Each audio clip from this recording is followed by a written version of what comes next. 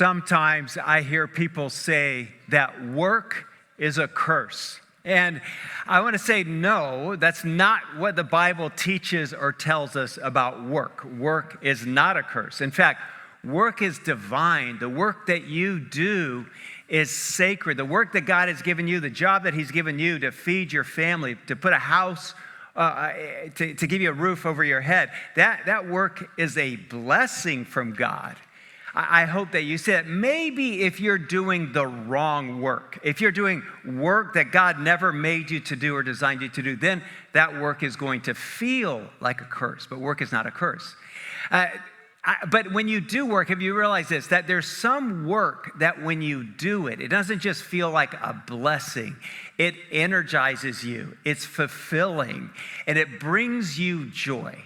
And that's why we're doing this series, The Sixth Type of Working Geniuses. So this comes from a book by a Christian author by the name of Patrick Lencioni, and he talks about that there's six different kinds of work or tasks or responsibilities, ways we handle our work. And the key idea of it is that for all of us to discover the kinds of jobs and work and responsibilities that when you do it, you feel joy, energy, and fulfillment. Because isn't it true that there's some jobs that when you do it, you feel like it's effortless because it brings you joy and energy and fulfillment. But there's some work that when you do it, it drains you and it's frustrating and you experience burnout. Those are not the kind of jobs that any of us enjoy. And we should try to avoid them. I learned that early on in life. When I was still in college, I got my second job. The second job I had was at a company called Ambassador Advertising. I was a sophomore in college, maybe 20 years old, and they were paying, it was great pay, $3.50 an hour. That was minimum in California at the time. And I started at Ambassador Advertising, and my job, I'm in the warehouse. It was a Christian advertising agency that sent ads to Christian radio stations all over the country. And my job was to box up cassette tapes that would be mailed out to the radio stations, hundreds of radio stations. So I'm in the warehouse, filling boxes, taping them, labeling them, filling boxes, taping, and it was monotonous. It was draining. It was burning me out. I'm an hour in, I'm like, oh my goodness, it feels like 8 hours already. And then I'd had one job before this at Fine Line Paint in City of Industry. I wasn't there long because they just had me wrapping paint cans, and I was like, oh man. And I didn't last there long either, because I was experiencing burnout there. But I remembered at Fine Line Paint that everybody in the warehouse knew all the rules of OSHA. And they said that OSHA, by law, every 2 hours you get a 15-minute break. And so I'm at Ambassador Advertising now, wrapping boxes with tape, and now it's 2 hours, 2 hours and 10 minutes. No one's taking a break, 2 hours and 15 minutes. So I go and I find the supervisor of the warehouse, and I said, hey, I've been working 2 hours. Can I take a break? Nobody's taking a break around here. He goes, oh, we're a Christian organization. like Christians don't take breaks. And I'm like, OSHA, OSHA, I need a break. He says, all right, go outside. And so I went outside, and come the dawn, there's a basketball hoop and a ball. And so I pick up the ball, and for the next 15 minutes, I shoot hoops. I do the same thing the next day, take my 15-minute break, shoot hoops by myself. But you can only play hoops by yourself for so long. So then I tell the guy across from me in the warehouse, I said, hey, OSHA, every 2 hours, you got a break. Come shoot hoops with me. So he's outside with me. We go maybe 2 days like that, and then one-on-one. How long can you play one-on-one with the same guy? And so now we get 2-on-2. We got 2 other guys taking a break. Next, we got 4-on-4. And then by the end of the week, I'm not making this up, we had emptied out the entire warehouse. We have more than 20 people out there, 5-on-5, full court. Teams have necks on the sideline cheering. It was a great day, but I had a conscience. At 15 minutes, I was always good at going back in. So I'm telling the guys that have been in the company for years, hey, play our 15 minutes. They go, no, Palmer, we never get out here. We're playing ball now. Forget about that. So I'm like, good. We're out there 30 minutes, 45 minutes. And then there's some stairs going to the executive offices outside. And I see the door open. And the vice president, this tall, redheaded guy, he steps out. His face is as red as his hair. Just picture the principal on Ferris Bueller's Day Off.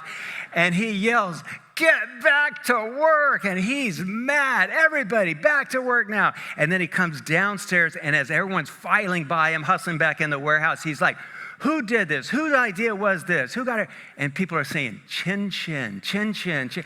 And I felt like Nelson Mandela. I felt like I had just freed the masses, freed the oppressed. So I left that job soon after that, and I took on a job. I realized that wasn't my strength, and maybe I was a good galvanizer here. And so I thought I would spend my life freeing the oppressed, and I became a junior high pastor next. That was my next step, is to free the junior highs. But anyway, I realized maybe I wasn't the guy to wrap boxes. That's tenacity. We're going to work our way through the 6 types of working genius. And the goal is to help you see that there is some work that drains you and burns you out, and that's probably not the right job for you, the right task or responsibility, but then there's some work that God has made you to do, and it's fulfilling, it brings you joy, it energizes you. That's the goal of this series. I think too many people stay in the wrong jobs for too long. So as we talk about the 6 working geniuses, I want to remind you, this is not like Myers-Briggs. This is not DISC. It's not even like the Enneagram. This is not a personality test. This has to do with how you do work best, how you manage your responsibilities, whether it's in your home or whether it's among friends or whether it's in a nonprofit or in a job that you have. A working genius, when it is, like I said, when it comes to getting work done, is putting your finger, and all of us have 2 of those 6 that are our working geniuses. It is, like I said, the things that bring you joy, energy, and fulfillment. And every one of us have 2. Let's put this on the screen next. So some of them, next slide. Let's go to the next slide. Some of them are your working genius. And then we all have 2 of those. Let's put the next slide up. Okay, we'll come back to that. We have next 2 working competencies, and then we have 2 working frustrations. So there are 2 things that you thrive when you do it. Those are your main working geniuses. There are some things that you can do, but they create burnout eventually. And there are some things that you do that will absolutely frustrate you. We are all wired differently, like I said. I want to go to 1 Corinthians that Maya read earlier, and I just want to read verse 12 and verse 27. Just as the body, though one, has many parts, but all its many parts are from one body, so it is with Christ. Even so, the body is not made up of one part, but many. Verse 27, now you are the body of Christ, and each one of you is a part of it. And so I hope that you see that we all, like Josh said a minute ago, have different giftings. We're all wired differently. And God wants you to take those tasks and those responsibilities that bring you joy, energy, and fulfillment and lean into those things. So let me just give you an overview quickly as we get started. The first one that we have on our list is wonder. And wonder is a natural gift of pondering the possibilities of greater potential and opportunity in a given situation. Wonder are the dreamers in your workplace. Maybe this is you. Let me give you an example from Scripture. We're going to use Peter today. And Peter, this is Matthew chapter 17. He's up on top of a mountain with Jesus, and he looks out, and Peter said to Jesus, Lord, it is good for us to be here. If you wish, I will put up 3 shelters, one for you, one for Moses, one for Elijah. So Peter sees the possibilities. There's an opportunity here, and he wants to step into it. So wonder.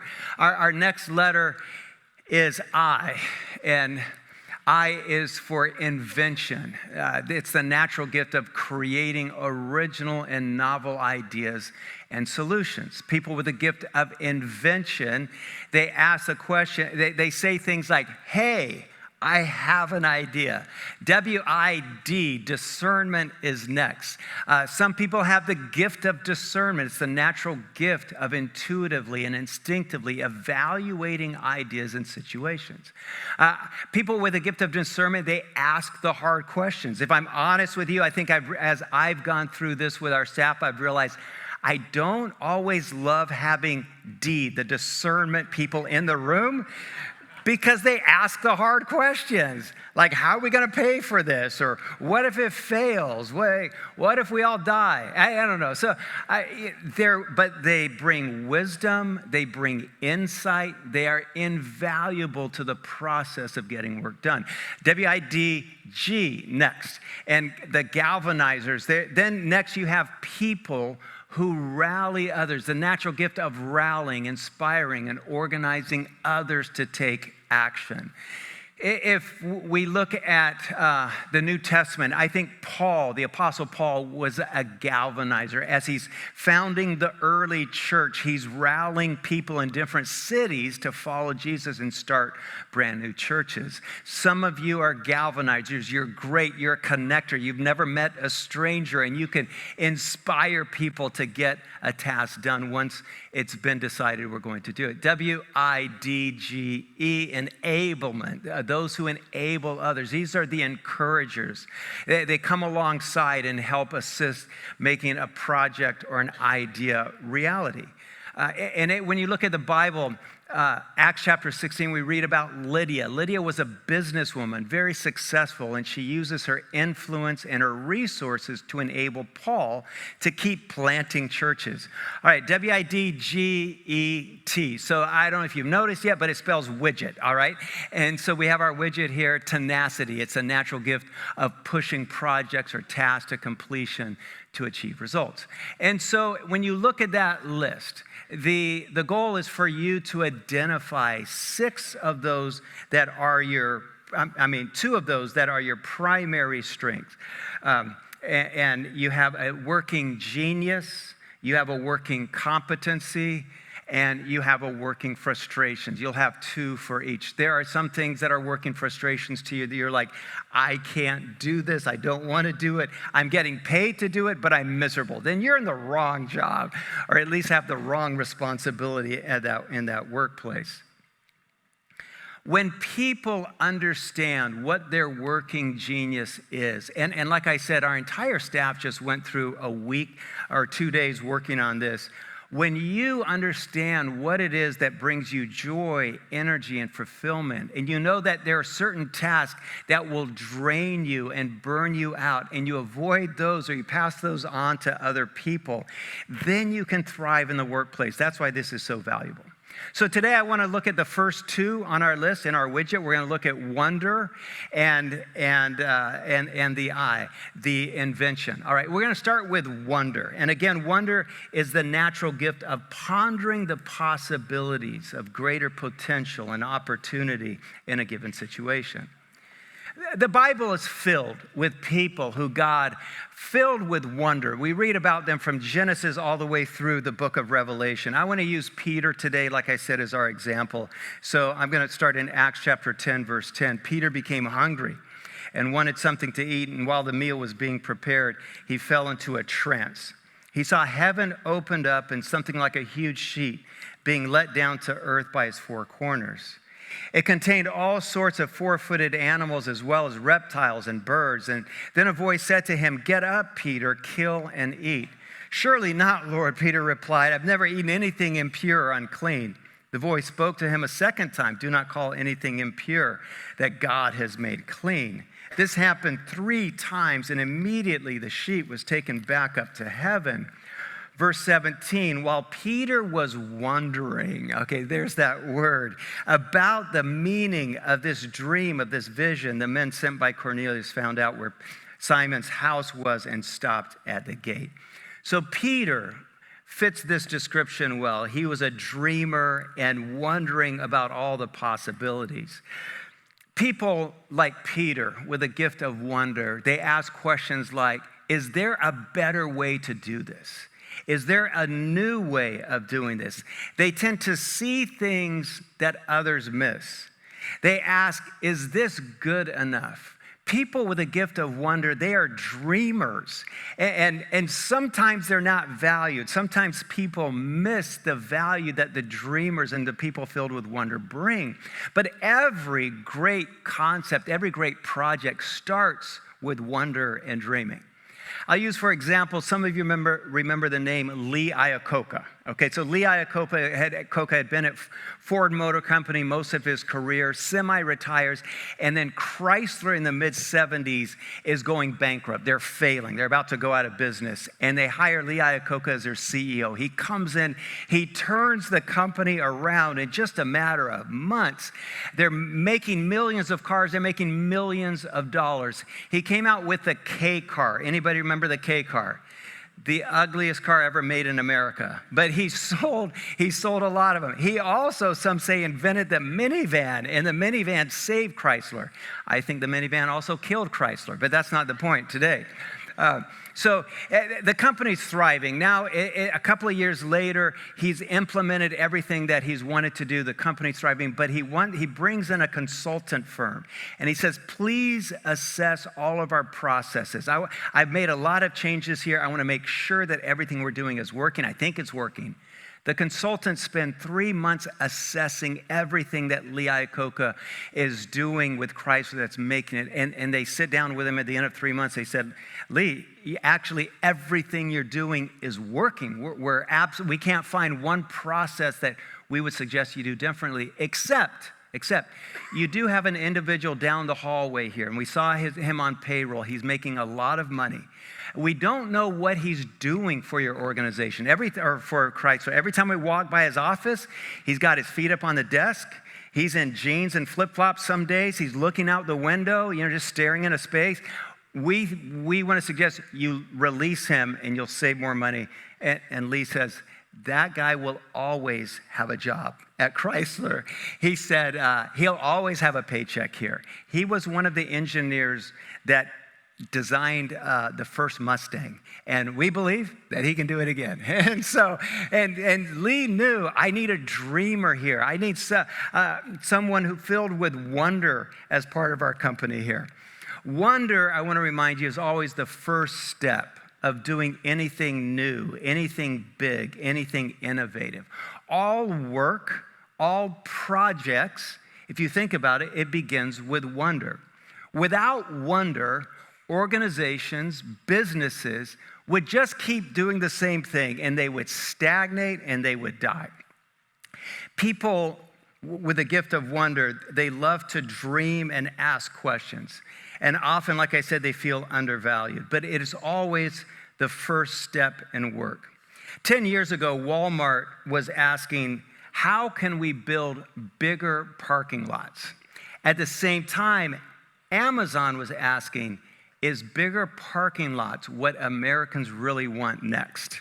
And the answer is no. Nobody wants to drive across town just to buy a bottle of lotion. Nobody wants to do that. What if they could just order it off their phone? And Walmart was asking the wrong question. People with wonder ask about things that have never been done before. Jesus said this. He said, unless you have the spirit of a child, you can't enter the kingdom of heaven. Why do you think that Jesus said, have the spirit of a child? I think it's because kids are full of wonder. I'm in a new stage of life where I've got grandkids, and I've got I have four, but I have two that talk, and two that come over, a 3-year-old and a 2.5-year-old girls. And when they come over for the last few weeks, every time they come over, they want to dress like Fancy Nancy. I had no idea who Fancy Nancy was now. Now we get dressed up like Fancy Nancy. And then we line up the dining room chairs, and they get on an airplane to go to Paris. And they spend the day in Paris. I mean, it's an amazing life that they live when they come to my house. And the thing is, they can stay in character for hours. I'm done in 5 minutes. I'm like, hey, enough with the pretending. But they've actually, it's like they're in character, talking about the things and the food they're eating in Paris. because kids live full of wonder. Most of us get old and crusty and cranky by the time you hit 30 years old. And we lose this gift of wonder. But some of you are in the room here and you get it. You have that spirit of imagination and dreaming and wonder. And so I'm here this morning just to say, lean into it, embrace it. It's God's gift to you. Some of you have people on your team who have this gift of wonder, and you haven't valued them. Start to see the value and worth that they bring. The dreaming leads to great things happening. All right, I said we're going to cover wonder and invention today. So the second working genius is invention, and we have a definition here. It's the natural gift of creating original and novel ideas and solutions. So let's go back to our story of Peter, because Peter has both a W and an I in his makeup. Verse 28, Peter told them. So Peter is invited to Cornelius' house. He leaves. He goes to Cornelius' house. He's arrived. He's stepped into Cornelius' house, and Peter says this. And Peter told them, you know it is against our laws for a Jew to enter a Gentile's home like this, or to associate with you. But God has shown me that I should no longer think of anyone as impure or unclean. You know, I think Peter certainly is an inventor, has his gift of invention, because he's, you could say, inventing or at least showing us a new way to follow God. No one had seen this before. People with this gift of invention are willing to do things that nobody has done before. It's like a Jew walking into the home of a Roman Gentile and saying, you can follow God. Nobody had heard of this. Nobody had thought it was possible. And Peter says, God is for everyone. And nobody would have said that before. Peter, like I said, was inventing kind of a new way to follow God, that God is for everyone. Peter, I think, was an I. Eyes, like I said, they'll say this, hey, I have an idea. You know, we've always been doing it this way, but what if we tried this? That's what eyes do. Eyes are good at that.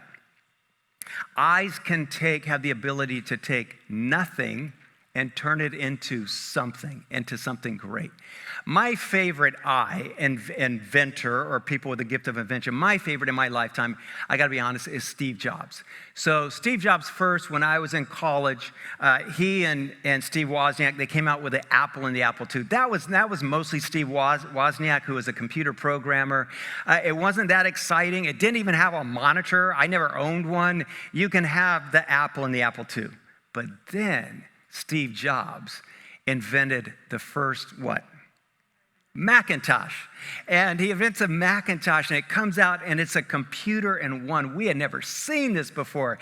He said, and computers up to this point had been for big businesses, industrial plants, manufacturing, and you had programmers who knew all kinds of code. They were the only ones who could operate a computer. But now he has this computer that you could walk into your home with all in one, plug it in, and it works. It was the first time we had seen folders. Nobody had seen this before. It's the first time we got to put things in the trash. It was so, you'd hear it go, psh, it was so exciting. And we didn't know computers could do that.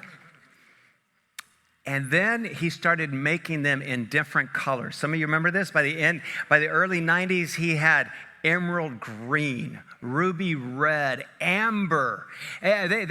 He said, I want computers to be like a piece of art, like a design element in people's homes. He was amazing. And you know what his board did? They fired him. They didn't get it. They said, it's not working. You have all these ideas, and it's not making us enough money. And can you imagine firing maybe the most brilliant person that's ever lived in my lifetime? And they fire him. But then about 8 years later, Apple is tanking. Apple is about to go bankrupt. So they eat humble pie, and they hire him back. And he says, I've got one more idea. He says, I've got this idea of an iPhone. And he shows it to was bored, and they said, is this really needed? I'm not making this up. Is this really needed? Because right now, everybody loves the BlackBerry. Everybody's got a BlackBerry. And people have the Razor flip phone. Remember the ads that fall out of the sky and stick in the ground? We thought it was so cool. Everybody's got a Razor or a BlackBerry. He says, no, you don't get it. They said, Steve, why don't you survey the population and see if they want this? And Steve said, how can I survey people and ask them about something they've never seen or imagined? And he's right. So he produces the iPhone anyway, and he sold a few of them. I think they sold just a few. But that's the gift of invention. Not everybody has it or gets it. I think the first stage, so think about this with me, of all work, of all projects, of anything that you do, it's the wonder and invention. I have on the slide here that basically there's 3 stages of work. Today we're covering the first stage.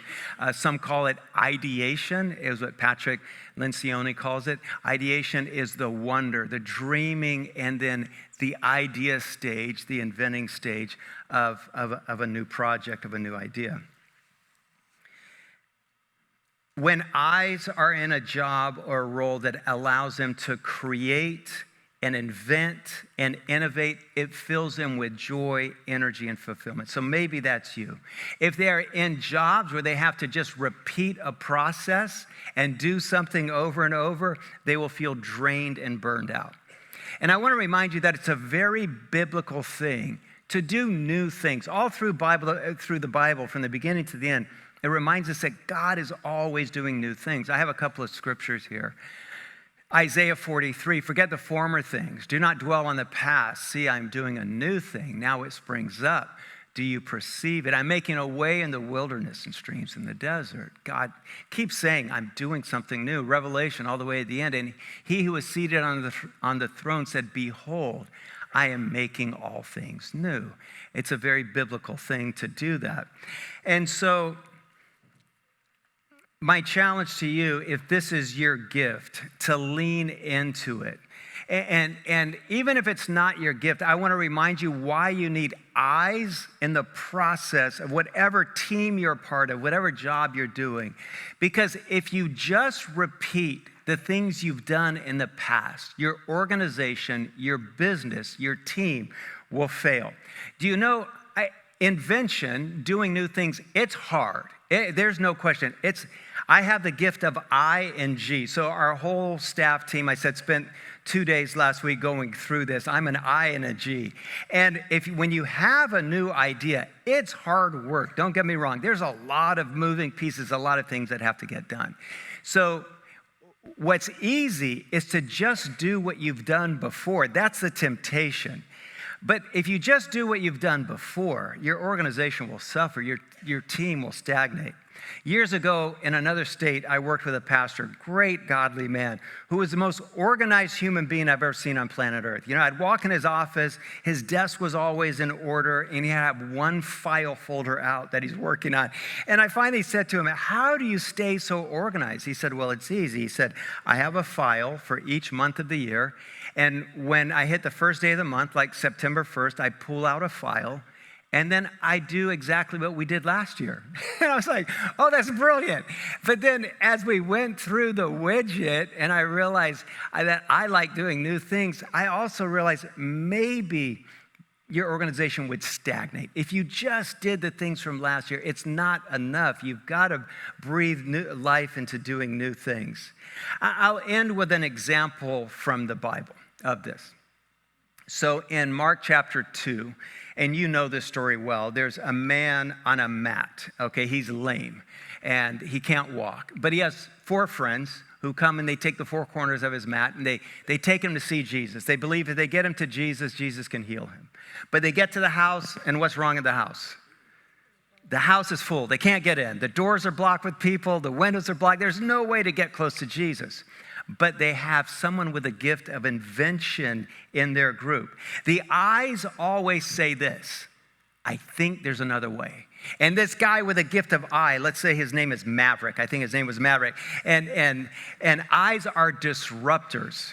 Eyes are the ones that come in with new ideas and gets everything kind of scrambled. And he says, how about the roof?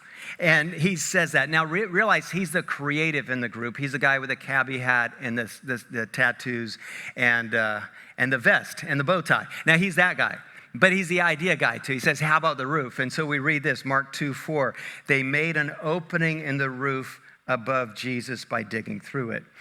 And they get the man to Jesus, by the way. I have a book on my shelf titled The Top 10 Mistakes Leaders Make. And one of my favorite chapters in it is titled, Leave No Room for Mavericks. All right, leave no room for inventors. And I just want to say, if you are on a team or if you are a manager or a leader, then leave room for people that are idea people with new ideas. My challenge to you, if you are an inventor, then stop managing and start creating. The challenge, I think, for all of us in the room is when there's an idea, when you dream about something, is then to actually do it. To break open the roof and make something new happen. And there'll always be people that say, hey, someone might complain that we're tearing the roof up, or somebody else might say, hey, somebody's going to get hurt and fall through the roof. We better not do that. And there's going to be someone else that says, hey, do we have insurance to cover this? And maybe the insurance would cover it because Jesus was in the room, so maybe it's an act of God, okay? Maybe that. But the key is to keep doing new things, to innovate, and to invent. I want to end with this. And each of these 6 types of working genius, each of them have things, all of us in the room have things that crush us and things that we crave. We all have crushings and we all have cravings.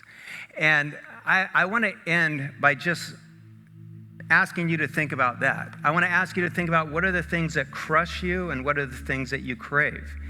People with a gift of wonder and invention, they are crushed by being dismissed, people not listening to them. They have an idea, but nobody cares.